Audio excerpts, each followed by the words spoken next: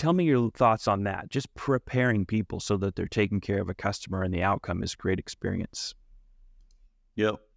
So the way I look at our business, or any business for that matter, is I obviously have 27 years of experience in the automotive industry. I can't expect to hire somebody off the street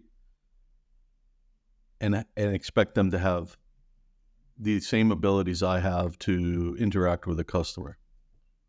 So you train and onboard, which is obviously really, really important part of any business.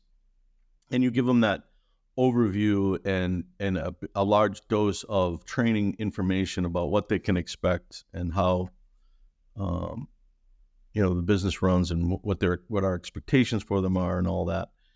The challenge with that is that's there's like 3 different sections of the brain. That's like your logical section where you're going to input that information, but the experience comes from the emotional side of your brain, where you have failure and you don't do something right and you got to fix that.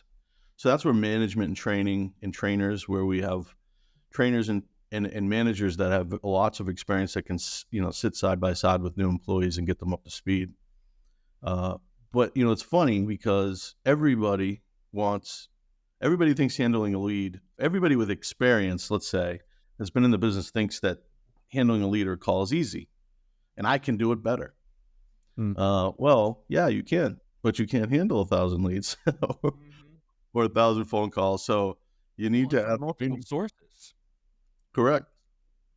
So the emotions come from, I'm talking to Shaun, maybe I follow the script, and then you ask me some curveball question.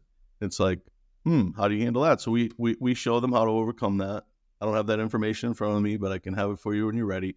And that customer experience aspect of it is really, really important. So now there's a lot of AI out there that says that, we can replace humans. The third section of the brain, so it goes logical and emotional. And then the third section is like, it's at the stem of your brain, and it's basically for critical thinking and intuition and stuff like that, which, of all the years of trained salespeople, I'm not sure everybody possesses that ability. But you got to think on your feet, in a lot of situations, and you got to come up with ideas and solutions for the customer that may not be something that you've experienced before or you're new. So the challenge is for dealers, how do you show patience with your employees and bring them along the right way so they become experts? There are certain people out there that have natural ability, Shaun, that come in and do well right away. But finding those people is really, really hard. So onboarding is key in recruiting. Training is obviously something. I mean, again, you and I talk about this all the time. Some of the stuff I bring up is like common sense, but it's like there have to be a focus if you want to be a successfully run dealership or company or what have you. So it's recruiting, training, huge importance in training, and then accountability and making sure that you have a process. Process can make up for a lot of problems with inexperienced employees. If you give them a very well-defined process that they follow, they know when to get somebody with that experience involved with that customer. And that's how we have it set up here at Strolid, is we have the recruiting really well-defined, we have the training well-defined, we have our management team with the experience to handle things that are inexperienced people, and we don't have a lot of inexperienced, we have a lot of experienced agents as well, but we're growing, so we're adding people.